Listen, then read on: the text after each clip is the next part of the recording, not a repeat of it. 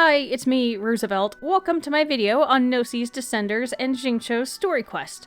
Yes, Xingqiu's story quest.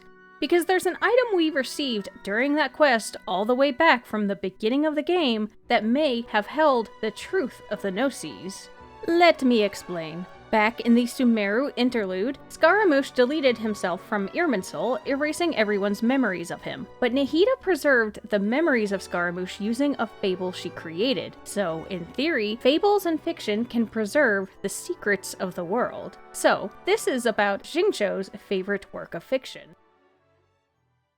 Legend of the Shattered Halberd is a book written by a mysterious author named Mr. Nine, who also later wrote Flowers for Princess Fischl. Both are central to early game characters, similar to how Pale Princess and the Six Pygmies is a huge part of Lisa's story quest. Legend of the Shattered Halberd is a part of Xingqiu's story quest, and Flowers for Princess Fischl is essential to Amy's character stories and voice lines. Amy, or as we know her, Fischl, basically roleplays as the titular Prinzessin der Verurteilung.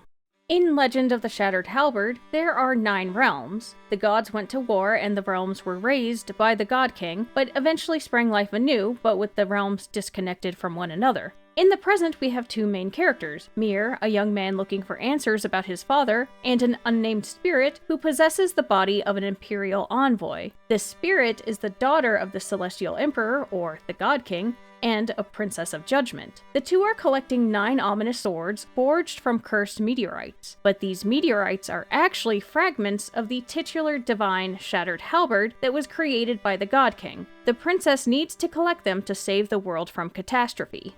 So the volumes we have are just snapshots of this epic journey, and I made a video where I retell the plot in more detail, with illustrations.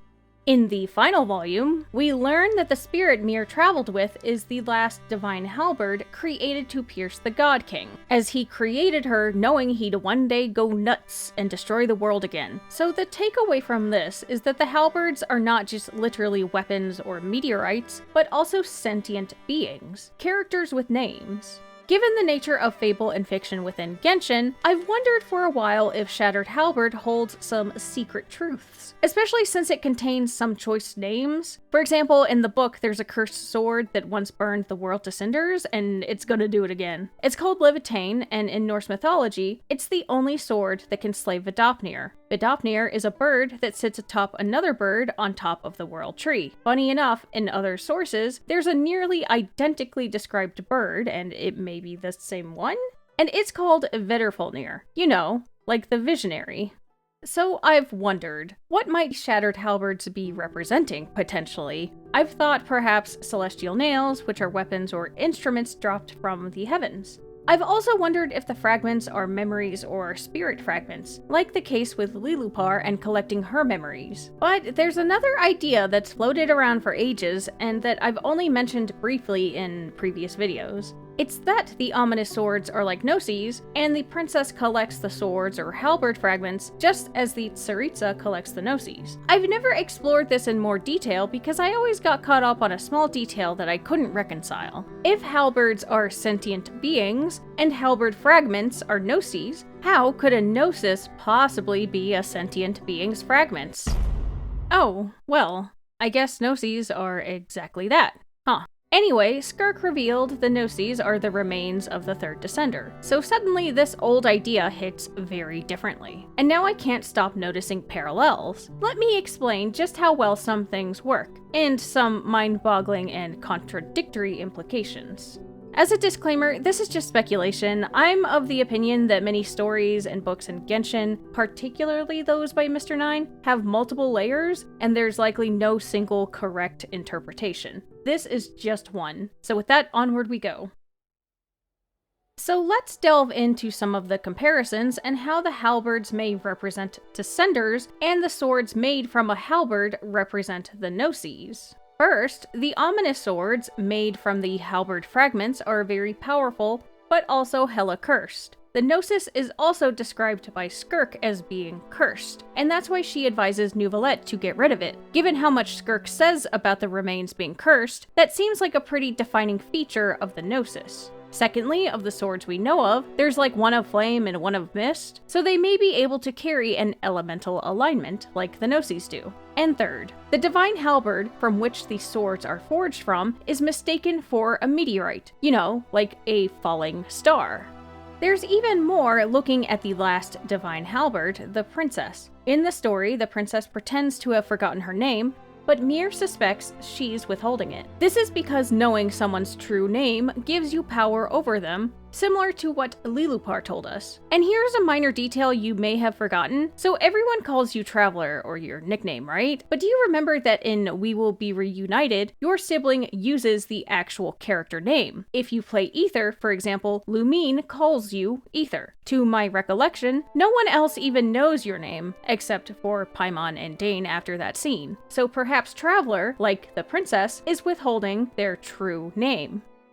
There's actually a lot of parallels between Traveler and the princess. This princess in Legend of the Shattered Halberd is not only a halberd, but is also actually the Prinzessin der Verurteilung. She's Fischl. She's literally Fischl. So Fischl appears in both of Mr. Nine's books, although Mr. Nine explains that he reworked her character in Flowers for Princess Fischl. For example, in Flowers, she's a traveler of worlds. In Amy's voice lines, she's LARPing as Flowers Fischl and compares herself to you quite a few times as an Outlander, even down to the fact that you both have familiars, Oz and Paimon. But she isn't the only one who does that. In Inazuma, there's an NPC named Sumida who asked if you're just like Fischl and a traveler of worlds. You're actually kinda taken aback by the comparison. Also, side note fun fact, some of you might recognize Sumida because I recently mentioned her in my Holy Blade video. It's funny because this Fischl reference is almost directly after the reference to the sword found by Kaya's grandfather, which may also be about the Traveler as a descender as a Holy Blade. Interesting. This was my contractually obligated Kaya mention.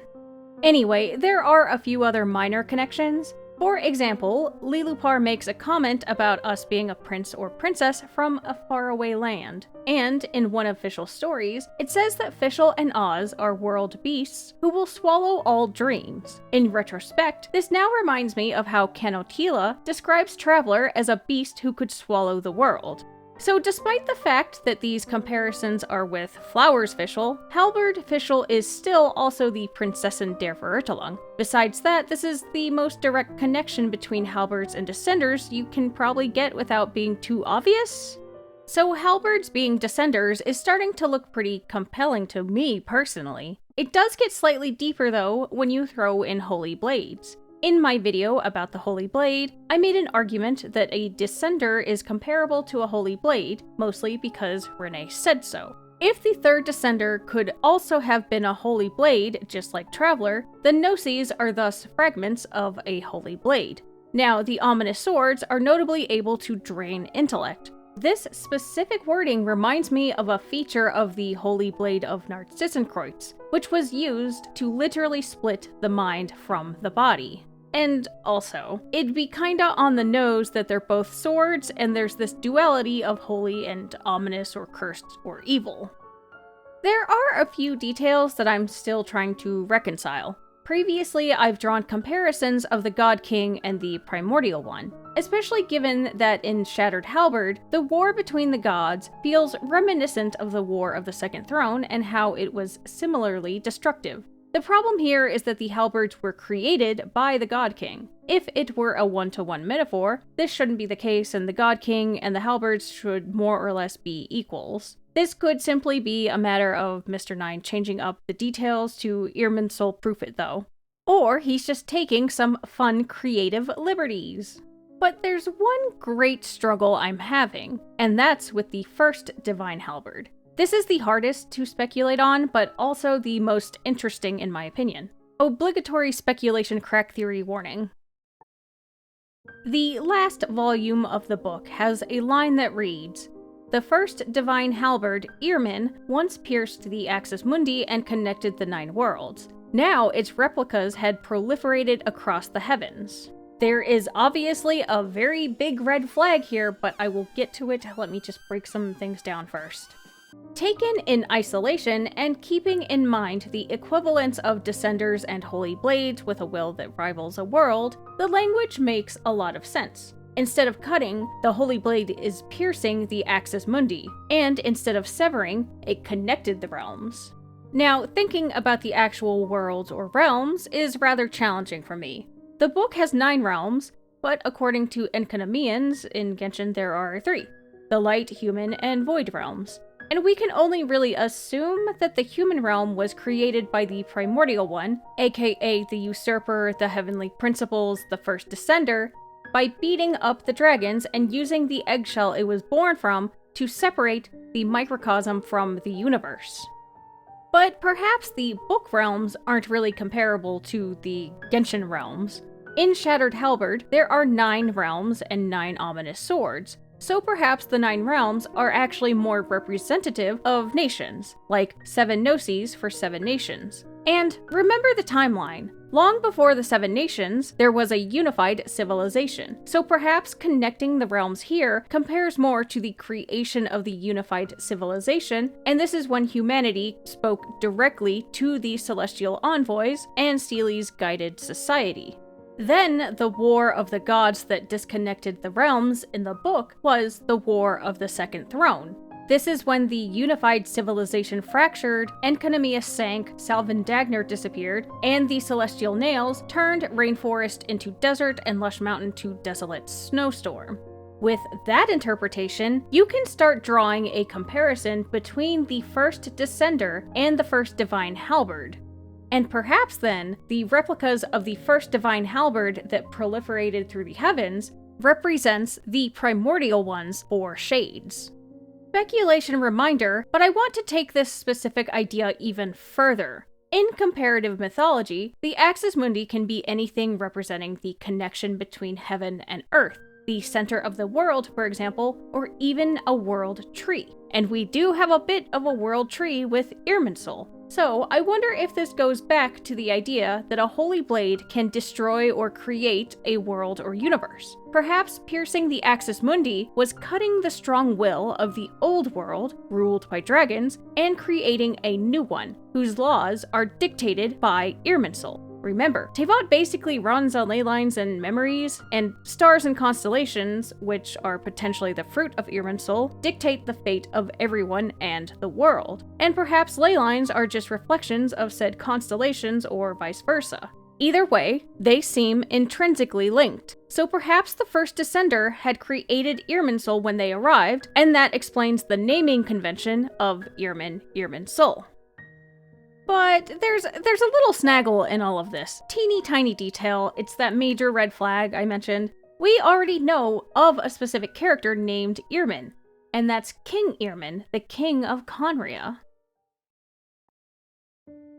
For those of you not familiar with my content, I've spent an egregious amount of time thinking about who King Irmin is based on Shattered Halberd. So it may be understandable that the mere suggestion of the first Divine Halberd Irmin being linked to the first Descender or the Primordial One short-circuits my brain. Because here's the thing, King Irmin, or at least his kingdom, did connect the realms.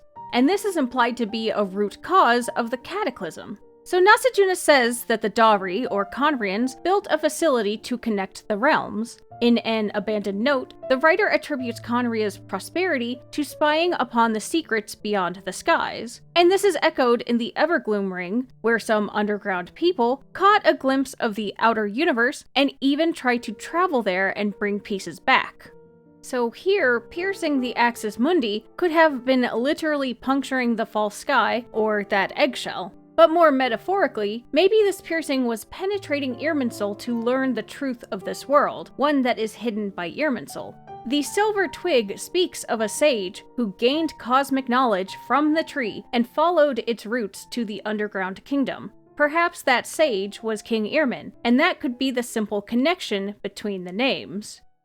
Regardless, these are two very wildly different interpretations with the first Descender and King Irmin. But if we go really hard on the copium, maybe Mr. 9 is squishing two characters together. Like how when you're 10 and you make an OC named Serena Vidal Lunartemis, and she's a moon princess with a power level over 9,000, but she's definitely not Sailor Moon or Goku. I mean, Mr. 9 kinda does that anyway with his world building. He made the Asura, who are figures in Dharmic religions, come from Jotunheim, which is a realm from Norse mythology, and it's all in a book with a Liyue setting, so why the fuck not?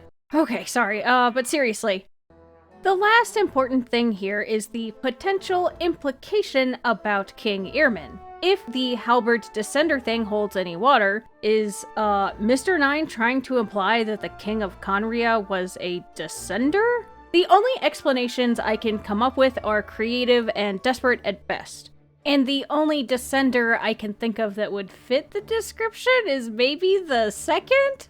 Keep in mind, we're still in Crazy Town, USA right now. Like, Khaenri'ah was probably established around the time of the Second Thrones War, and I think it's neat that the Goddess of Flowers describes the war as destructive, but also breaking the shackles, and this wording is very similar to the breaking of shackles in An Abandoned Note. None of this is any evidence, nor is it new or groundbreaking information, so for now, I'll just add it to my running list of who is King Irmin anyway, because if I make a video for every possible angle about King Irmin, I'm eventually gonna have to get it right? You may have noticed I didn't actually even try to guess who the third Descender is. Truth is, I have no idea, and this garbage book didn't even help me with that. So here's my guess. It's none other than Serena Vidal Lunartemis herself. I'm just kidding. Capitano is the third Descender. This has nothing to do with the book. He's faceless because his body was used to make the Gnosis, and now he's actually a ghost in a suit of armor. And he's going to Natlan to resurrect his body, since Natlan has the final Gnosis, and the theme there is the Ode to Resurrection. I'm also kidding about that. Or am I? Okay, now that I'm done psychologically unraveling, thanks so much for watching. I clearly lost my mind towards the end there. Please like, comment, and subscribe. Leave a comment with your own theories about Shattered Halberd, or Capitano personally suplexing Celestia. And, have you checked your smoke detector batteries recently? Okay, bye!